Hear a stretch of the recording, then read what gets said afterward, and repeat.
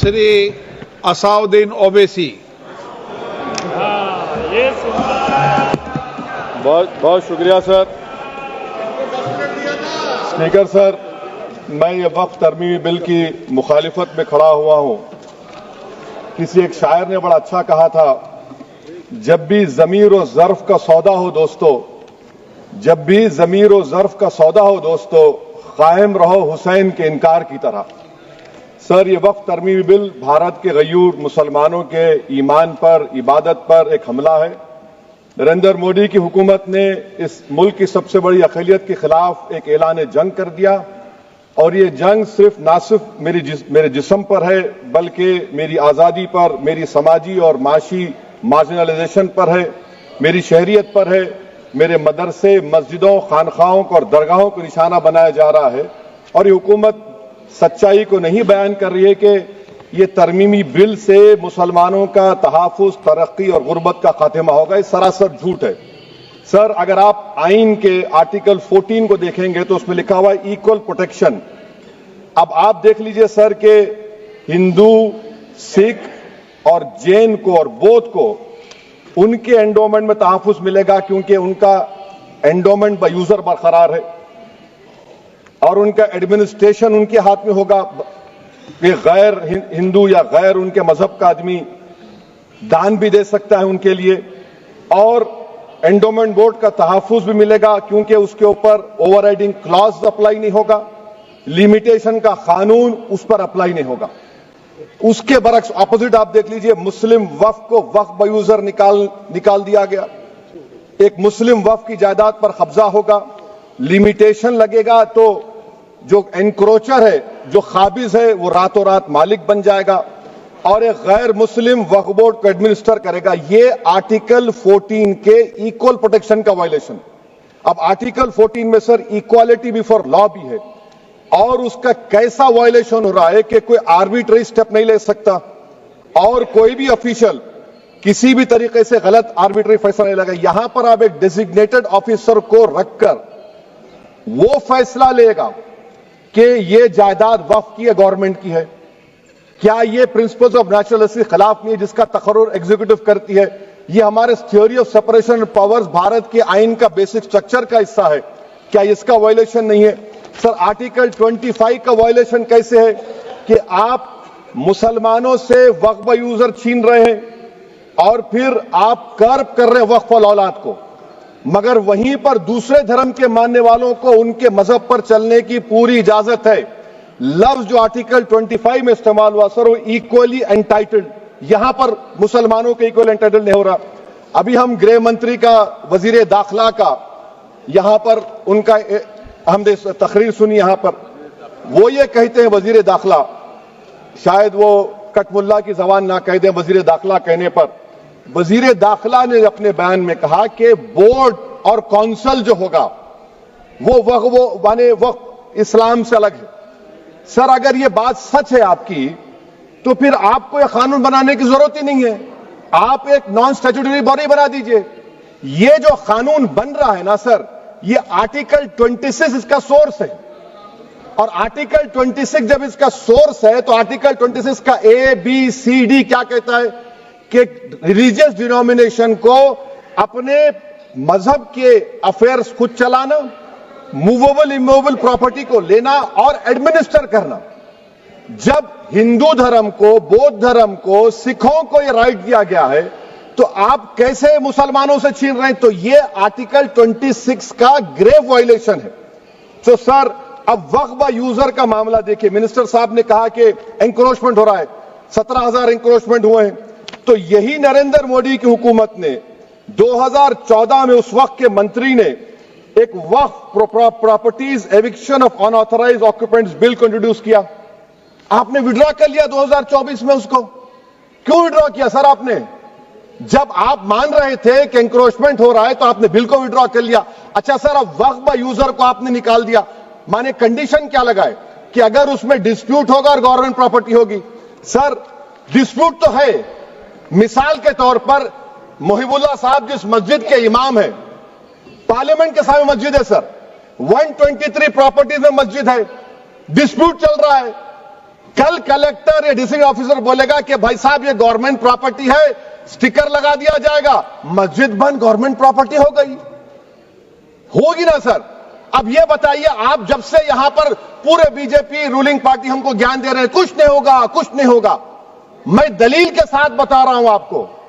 ये मस्जिद दिल्ली गवर्नमेंट बोलती हमारी है, वक्फ दिल्ली वक्फ बोलता हमारी है, तो सर वक्फ बाय यूजर, अगर मैं अपनी गवर्नमेंट के खिलाफ वक्फ बोर्ड वक्फ बाय यूजर इस्तेमाल नहीं करेगा तो क्या है सर। अच्छा, ये अमेंडमेंट जब हो जाएगा तो मुझे कहने दीजिए सर, सिर्फ प्राचीन मंदिरों की हिफाजत होगी, मस्जिदों की नहीं होगी। अब सर आप आ जाइए, अगर डिस्प्यूट मेरा एंशिएंट मॉन्यूमेंट से वक्फ का, एक मिसाल दे रहा हूं, दिल्ली में 172 वक्फ प्रॉपर्टीज एएसआई कंट्रोल में है, मैं तो हार ही गया वो, क्योंकि मेरे पास डॉक्यूमेंट नहीं है। आप कह रहे हैं कि डॉक्यूमेंट चढ़ाओ, अगर मेरा गवर्नमेंट से डिस्प्यूट चल रहा है मैं तो क्लेम ही नहीं कर सकता, क्योंकि आप जज बनेंगे, आप ही फैसला करेंगे, और जब तक आप फैसला नहीं करते वो वक्फ की प्रॉपर्टी नहीं होगी, वो प्रोविजन डाल दिया आपने। अच्छा, अगर मेरा डिस्प्यूट एनक्रोचर से होगा सर, तो एनक्रोचर में तो आपने तो 107 को डिलीट कर दिया, आप रातों रात खाबिज को, एनक्रोचर को मालिक बना रहे हैं। सर मैं ये पूछना चाहता हूं आपके जरिए हुकूमत से, एक मुंबई में एक बहुत बड़े दौलतमंद है, खोजा बरादरी का यतीम खाना था, उन्होंने 2004 या 5 में 22 करोड़ में खरीद लिया। वो केस सुप्रीम कोर्ट में, क्या आप उनको मालिक बनाना चाहती हैं लिमिटेशन एक्ट अप्लाई करके? हमको बताइए, हम जानना चाह रहे हैं। और सच्चर कमेटी ने सर 2007 में कहा कि दिल्ली के 123 प्रॉपर्टीज की मार्केट वैल्यू 6000 करोड़ की है। आज हम 2025 में आ गए, क्यों आप उन प्रॉपर्टीज के खिलाफ पड़े हुए? 1976 में उस वक्त के वजीर आजम इंदिरा गांधी लेटर लिखा, इसको आप दे दीजिए, मगर आप उसको मानने को तैयार नहीं है।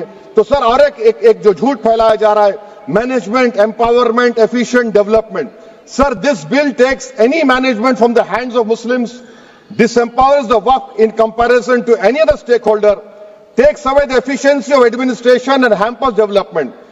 Waqf disempowerment in the name of efficiency, inefficiency is being created. The progress of development from pre-independence till today is sought to be destroyed. Sir अभी हमारे होम मिनिस्टर साहब ने फजल पुकाया केस का जिक्र किया। सर मैं आपसे गुजारिश करूंगा कि होम मिनिस्टर जरा अच्छे लोगों को रखकर इंफॉर्मेशन ले, फजल पुकाया का ऑबिटर क्या है? इट इज ऑबिटर, वो रेशो डेसेंडेंटाई नहीं है जो आपने कहा है। अच्छा सर, शेड्यूल ट्राइब के बारे में कहा, क्या शेड्यूल ट्राइब में मुसलमान नहीं होते? शेड्यूल कास्ट में नहीं होता मुसलमान, शेड्यूल ट्राइब में मुसलमान होता तो क्या आर्टिकल 25 मेरा चला गया, आर्टिकल 26 चला गया, आर्टिकल 14 चला गया, 15 चला गया, 29 चला गया? लक्षद्वीप का एक मुसलमान एमपी है, क्या उसको राइट नहीं है क्योंकि ट्राइबल है? क्या कह रहे हैं आप? इस ऐवान को क्यों गुमराह कर रहे हैं आप शेड्यूल ट्राइब के नाम पर? सर और एक चीज जो आपको बता रहा हूं सर, अब आप जब आर्टिकल 26 से मेरा सोर्स है, तो आप सेंट्रल वक्फ काउंसिल में 22 में से 10-11 आप नॉन मुस्लिम को बना सकते हैं, रिलीजन न्यूट्रल आपने कह दिया, और आप बनाएंगे, क्यों बनाएंगे आप? स्टेट वक्फ बोर्ड में 7 नॉन मुस्लिम होंगे और 4 मुसलमान, क्यों होंगे? क्योंकि आप लॉ में 95 में डायरेक्ट मैनेजमेंट में ले सकते 5 साल के लिए। आप वक्फ बाय यूजर को आप कलेक्टर डिस्ट्रिक्ट ऑफिसर बोलेगा ये वक्फ की प्रॉपर्टी नहीं है, तो वो वक्फ बोर्ड खामोश बैठ जाएगा, कुछ एक्शन ही नहीं लेगा, क्योंकि वो आपके प्यादे हैं।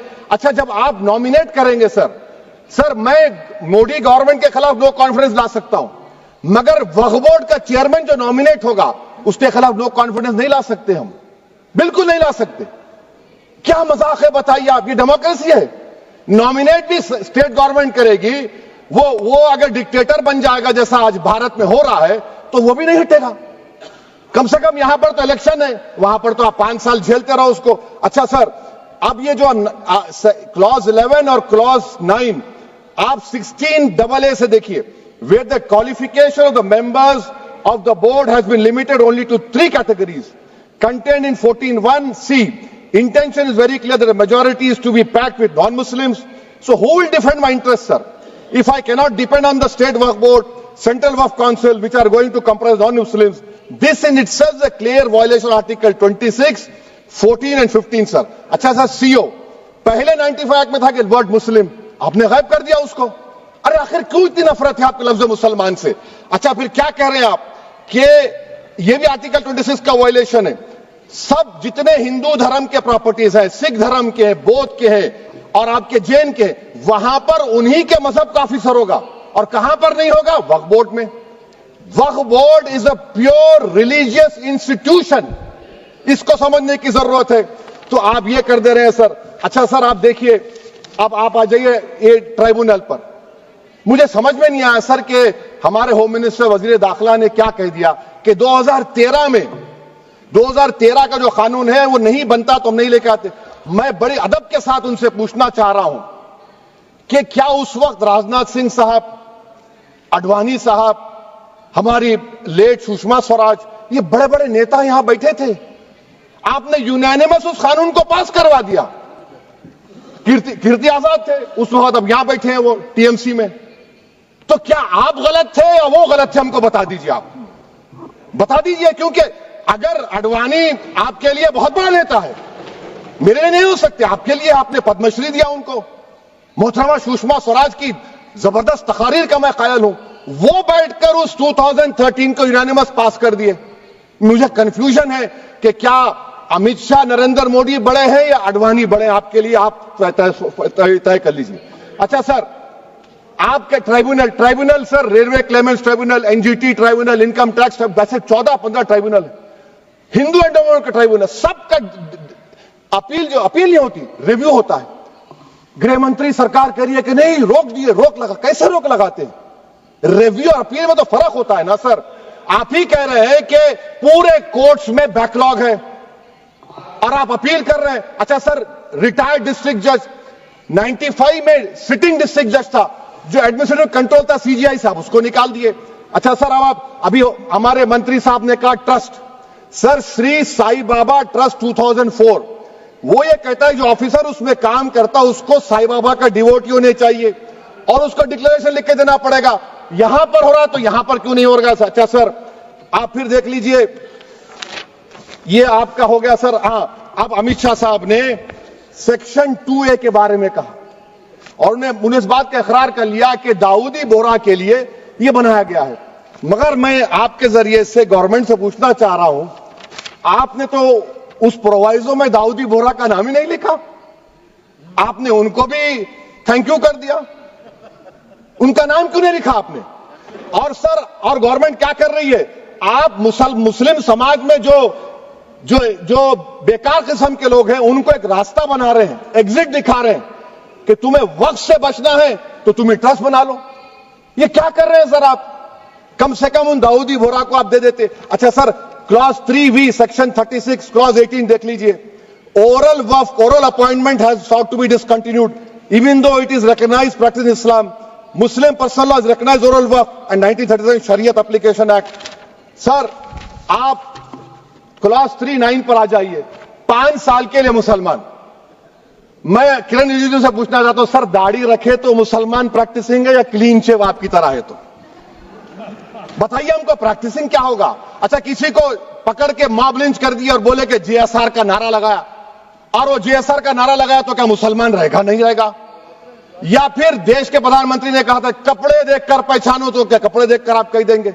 अच्छा, अगर कोई क्रिश्चियन हिंदू धर्म कबूल करता है तो क्या वो मंदिर को दे सकता प्रॉपर्टी?